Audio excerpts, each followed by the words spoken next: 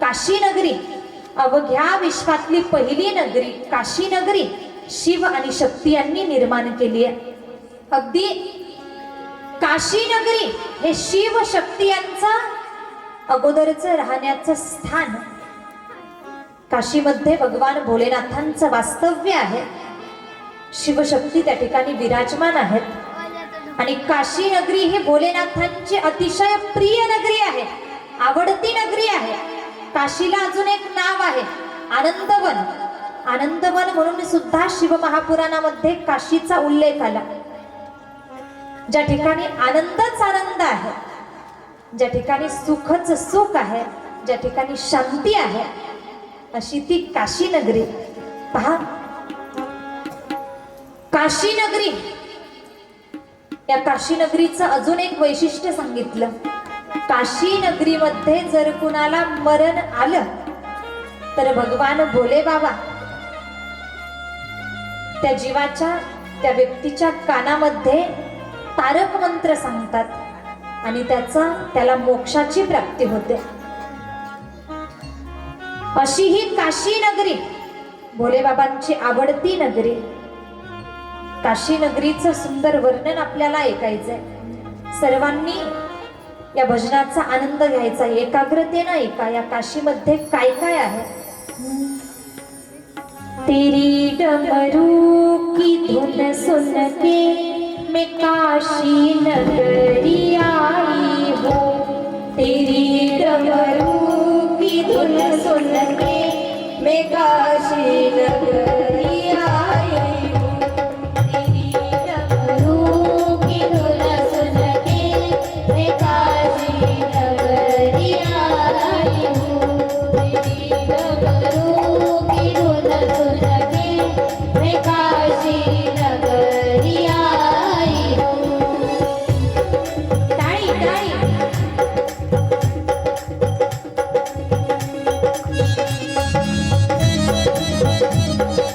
जय हो.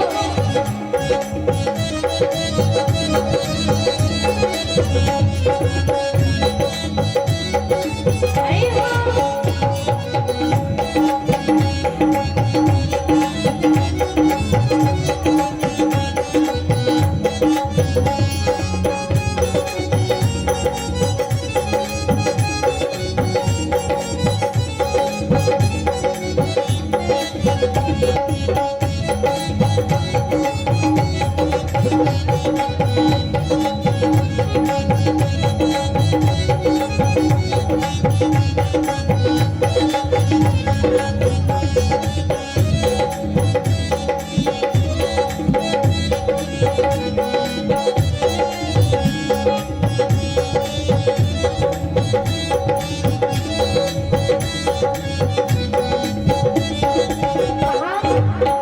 भोलेनाथांची आवडती नगरी काशी नगरी.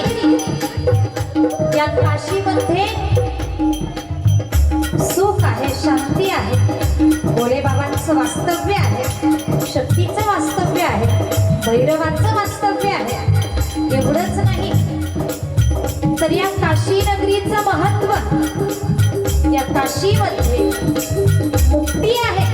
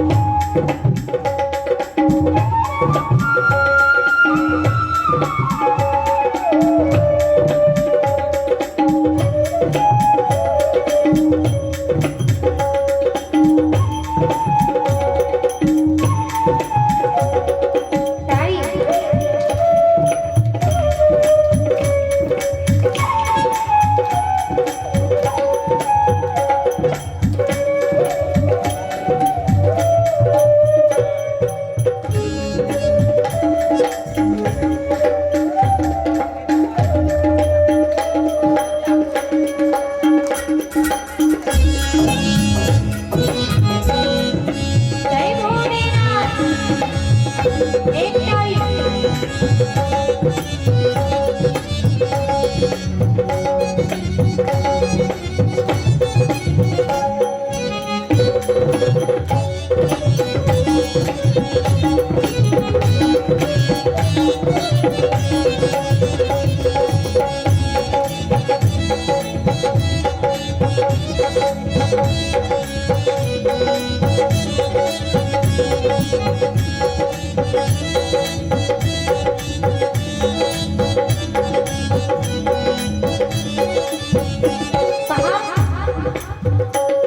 काशी नगरी ही काशी नगरी या काशीमध्ये मुक्ती सांगितली फक्त मुक्तीच नाही तर आम्ही जीवनभरामध्ये जेवढं काही पापकर्म आमच्याकडनं कळत नकळत घडतंय या पापातून निवृत्त करणारी अपवित्रालाही पवित्र बनवणारी गंगा माता गंगा नदी या काशी नगरीमध्ये आहे सुनाहे हमने ओ भोले तेरी लागी रे गंगा ने सुनाहे हमने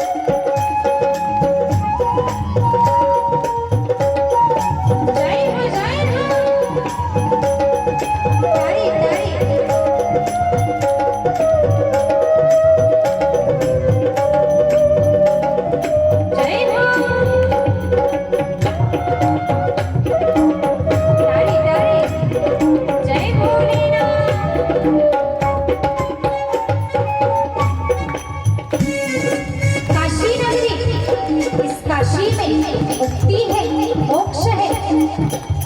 इस काशी में गंगा बहती है, इस काशी में और क्या है।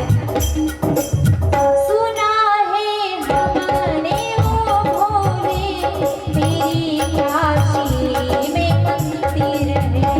सुना है हमने ओ भोले, तेरी काशी में मंदिर है।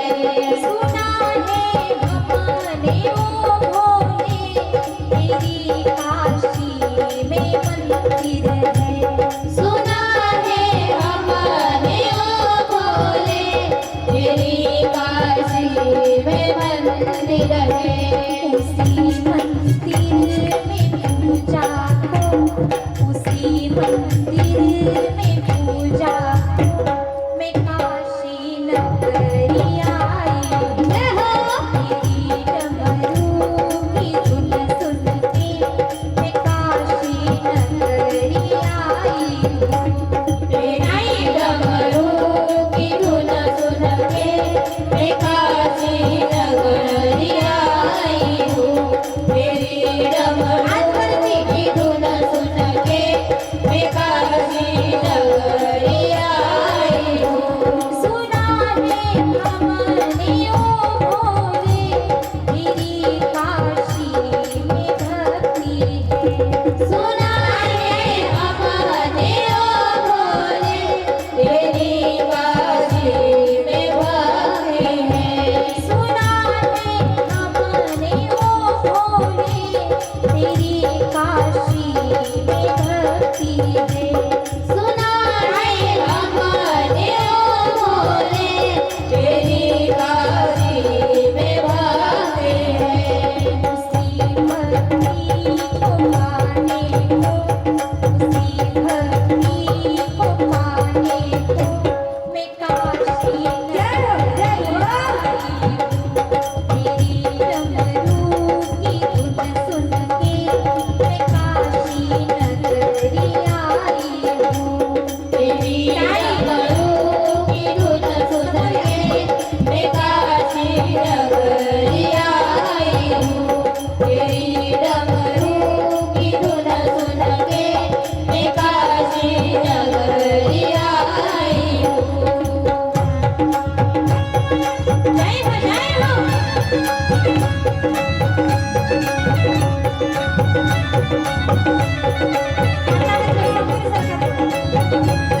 पुढे पुढे सरकायचं, टाळी टाळी।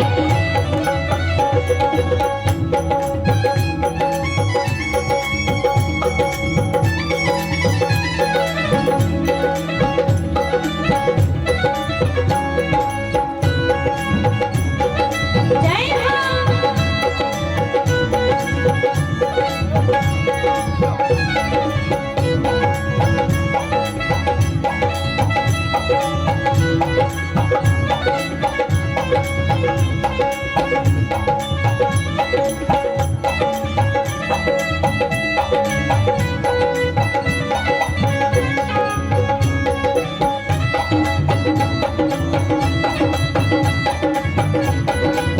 हात वरती, एक टाळी। प्रत्येकाचा हात वरती आला पाहिजे। बोला गणपती महादेव की जय। हर हर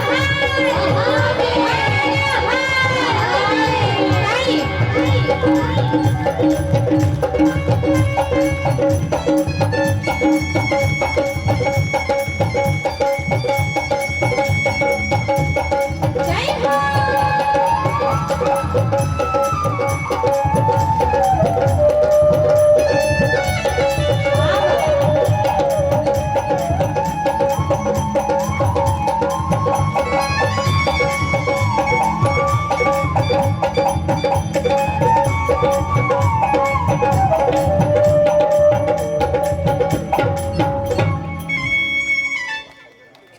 या सर्वांसाठी एकदा जोरदार टाळी झाली पाहिजे। सुंदर हे काशी नगरीचं वर्णन विशेषतः शिव महापुराणामध्ये रुद्र संहितेमध्ये आलं। यानंतर पुढे कथाभाग येतो. शिवशक्ती यांनी काशी नगरी निर्माण केली. सदाशिव आणि शिवा यांनी राहण्यासाठी नगरी तर निर्माण केली, पण आता दोघांना इच्छा झाली सृष्टीची निर्मिती म्हणा, विस्तार म्हणा झाला पाहिजे. सदाशिव आणि शिवा यांनी एका दिव्य पुरुषाची निर्मिती केली.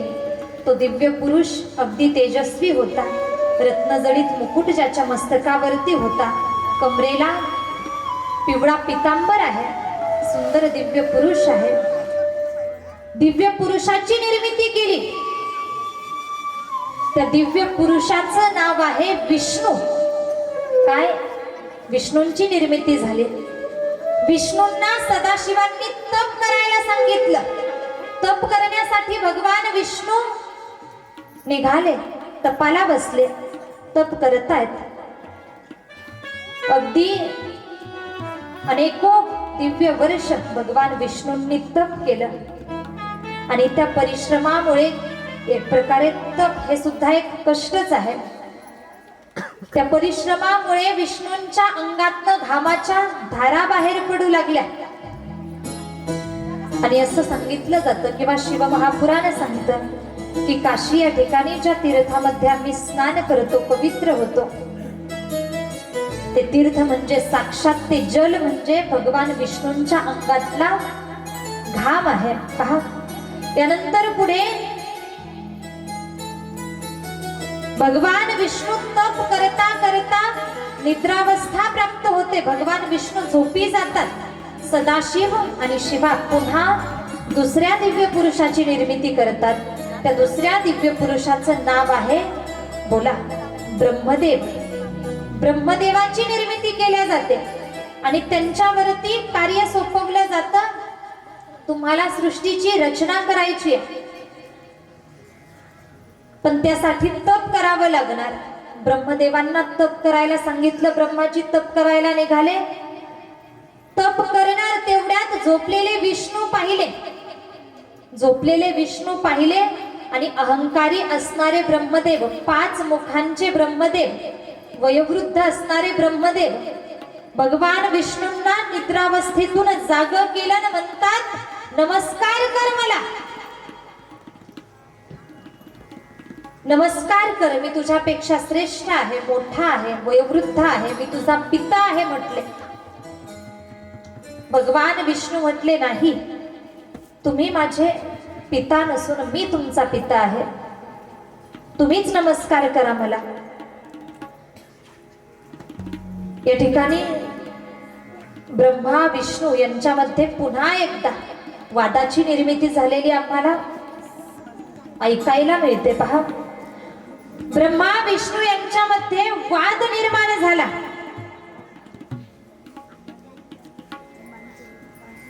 युद्धाचं वातावरण त्या ठिकाणी तयार झालं आणि भगवान सदाशिव विचार करतायत, अरे यांची निर्मिती कशासाठी केली? सृष्टीच्या रचनेसाठी यांना निर्माण केलं.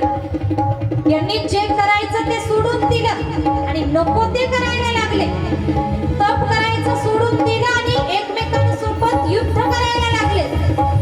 त्याच वेळेला भगवान सदाशिव दोघांच्या मधोमध एका दिव्य ज्योतिर्स्तंभाच्या माध्यमातून निर्माण झाले. भव्य तेजोमय स्तंभ निर्माण झाला. अगदी तेजोमय स्तंभ, प्रकाशमय स्तंभ आहे. अगदी प्रकाशाचा लखलखाट आहे. ते तेजोमय स्तंभ पाहिला आणि ब्रह्मा विष्णू यांना कुठेतरी आश्चर्य वाटलं, अरे हे अचानक आमच्यामध्ये काय निर्माण झालं? स्तंभ पाहूनही ब्रह्मा आणि विष्णू माघार घ्यायला तयार नाहीत.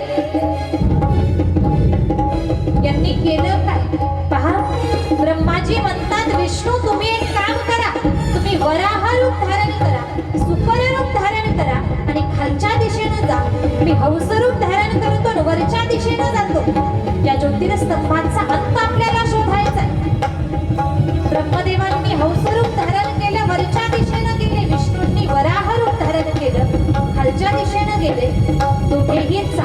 आहेत, चालतच आहेत, थांबायला तयार नाहीयेत. बघता बघता अनेको दिव्य वर्ष उलटले, ज्योतिर्स्तंभाचा अंत कुणालाही सापडत नाही. विष्णूंनी विचार केला, कित्येक वर्षापासून आपण खालच्या दिशेनं चालतच आहोत. लक्षात आलं, सदाशिवांनी आपल्याला तप करायला सांगितलं होतं. पुन्हा तपाला बसले. ब्रह्माजी काही माघार घेत नाहीत, ब्रह्माजी चालत आहेत. भगवान सदाशिवांनी केतकी पुष्पाला पाठवलं आणि सांगितलं, जा ब्रह्माजीला परत घेऊन ये, सांग की ज्योतिर्स्तंभ म्हणजे साक्षात सदाशिव, साक्षात भगवान परमात्मा आहेत.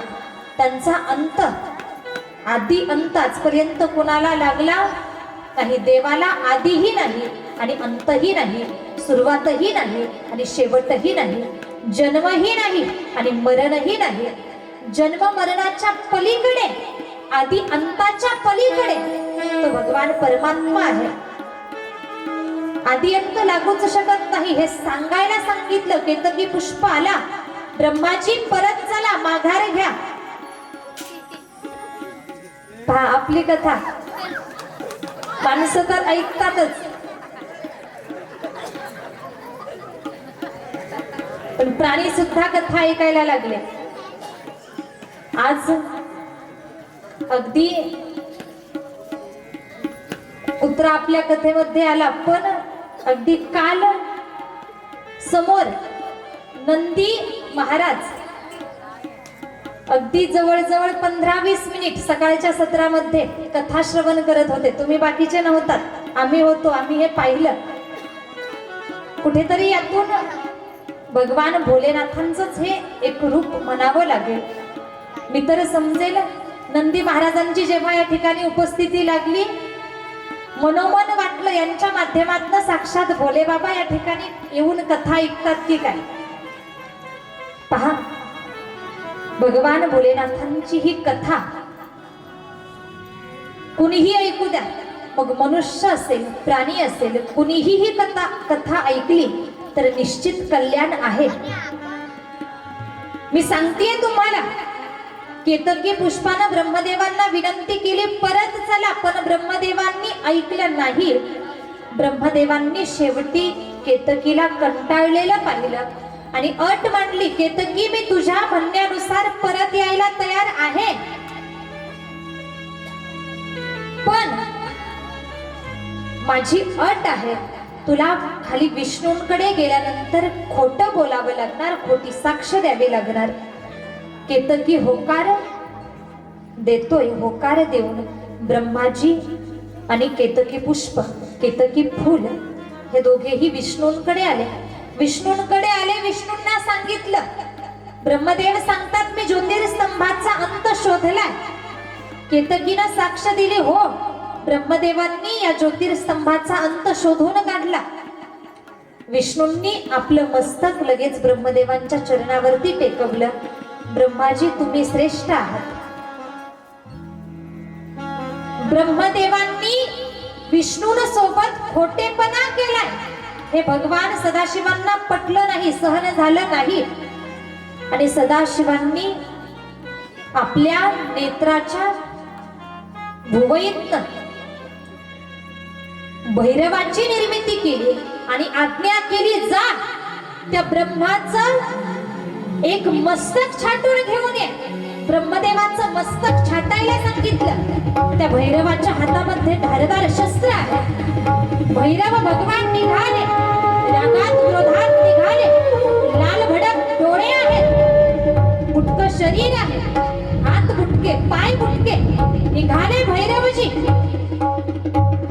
बघता बघता ब्रह्मदेवांपर्यंत येऊन पोहोचले आणि ज्या मुखानं, ज्या तोंडानं ब्रह्माजी खोटं बोलले, ते ब्रह्माजींचं खोटं बोलणारं तोंड, ते मस्तक धडा वेगळं केलं. ब्रह्माजींचं मस्तक छाटलं. भैरवानं ते मस्तक हातामध्ये घेऊन सदाशिवांपर्यंत यावं. आणि पहा सदाशिवांनी केलं काय, तर ते जे मस्तक होतं त्या मस्तकातलं मांस, रक्त भैरवाला प्राशन करण्यासाठी दिलं. ते जे दाढी म्हणा किंवा केस म्हणा त्याची वेणी गुंफली, त्या वेणीमध्ये डोळ्यातली बुबुळं गुंफली आणि ती वेणी भैरवाला गळ्यामध्ये धारण करण्यासाठी दिली आहे. एवढंच नाही, ती जी मस्तकाची ती कवटी भैरवाच्या हातामध्ये दिली. हे वर्णन येतं. आणि यानंतर पुढे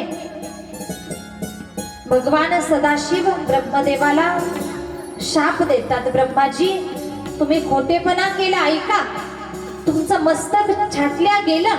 एवढ्यावर राग शांत झाला नव्हता सदाशिवांचा. सदाशिव म्हणतात, ब्रह्माजी, सृष्टीची निर्मिती तुमच्या हातून होईल, सृष्टीचे उत्पत्ती करता तुम्ही बनाल, पण तुम्ही निर्माण केलेल्या सृष्टीमध्ये तुमची पूजा कोणी करणार नाही. ब्रह्मदेवांनी क्षमा मागितली, उशाप द्या. सदाशिव म्हणतात, तुम्हाला केल्या कर्माबद्दल पश्चाताप आहे ना, तर माझा आशीर्वाद देतो मी तुम्हाला. जरी तुम्ही निर्माण केलेल्या सृष्टीमध्ये तुमची पूजा सर्व ठिकाणी झाली नाही, मंदिर कुठे उभारलं गेले नाही, तरी सुद्धा एकमेव ठिकाण असं असेल ज्या ठिकाणी तुमचं मंदिर उभारलं जाईल, तुमची भक्ती केल्या जाईल. मी तुम्हाला थोडं धावत्या वेगात सांगते, बारकाई नाही का. ब्रह्माजींचं एकमेव मंदिर उभारलं जाईल हा आशीर्वाद सदाशिवांनी दिला. आणि ते क्षेत्र आहे पुष्कर. हे ठिकाण राजस्थान राज्यामध्ये अजमेर या ठिकाणी पुष्कर नावाचं तीर्थ आहे. त्या ठिकाणी ब्रह्मदेवांचं अवघ्या विश्वातलं एकमेव मंदिर आहे. सदाशिवांनी केतकी पुष्पाला शाप दिला. पहा, शाप आणि उशाप दोनही सदाशिव दोघांनाही देत आहेत. शापही देतात आणि उशापही देतात, आशीर्वादही देतात. केतकीला शाप दिला, केतकी तू खोटं बोललायस, ऐक, आजपर्यंत तू मला प्रिय होतास, पण आजपासनं पुढे माझ्या पूजेमध्ये तुझा वापर केला जाणार नाही. त्यानंतर केतकीनं हात जोडले, क्षमा मागितली. आता सदाशिव आशीर्वाद देतात, केतकी, जरी मी तुझा स्वीकार केला नाही तरी सुद्धा अन्य देवता, इतर देवता तुला आनंदाने स्वीकारतील. त्यानंतर पुढे विष्णूंवरती भगवान भोलेनाथ प्रसन्न होते. विष्णूंना आशीर्वाद दिला, तुम्ही जलरूपानं अवघ्या विश्वामध्ये व्यापक बनाल. भगवान विष्णू म्हणतात, प्रभू, तुमचा आशीर्वाद मला मिळालाय ना की मी जल रूपानं, पाणी म्हणून, जल म्हणून अवघ्या विश्वात व्यापक बनेल, या जलाला महत्व प्राप्त होईल. तर ऐका प्रभू, हे जलच मी तुम्हाला अर्पण करतो. आणि आम्ही शिवपिंडीवरती जलधारा वाहतो, अर्पण करतो की नाही. आम्ही म्हणतो, सारी एक लोटा जल, सारी समस्या का हल. अगदी पहा, लोटाभर जल शिवपिंडीवरती आम्ही अर्पण करतो. आणि श्रद्धेय पंडितजी मिश्राजींच्या मुखातून आलेलं हे वाक्य, लोटाभर जल शिवपिंडीवरती आम्ही अर्पण केलं की आमच्या जेवढ्या काही समस्या असतील, संकट असतील, सगळे नाश पावतात. हे आम्हाला माहिती आहे. तुमच्यातल्या कित्येक जणांनी हा प्रयोग म्हणा, अशा प्रकारे भगवान भोलेनाथांना अगदी जल अर्पण करून भोलेनाथांची भक्ती केलेली आहे. जल विष्णूंनी सदाशिवांना अर्पण केलं, जलधारा अर्पण केली, म्हणून जल सदाशिवांना पवित्र आहे. तेव्हापासून सदाशिवांना जो भक्त जलधारा अर्पण करतो त्या भक्ताचं कल्याण भगवान भोले बाबा करतात. आणि म्हणून शिवपिंडीवरती आम्ही जलधारा अर्पण करावी. एक पसा पाणी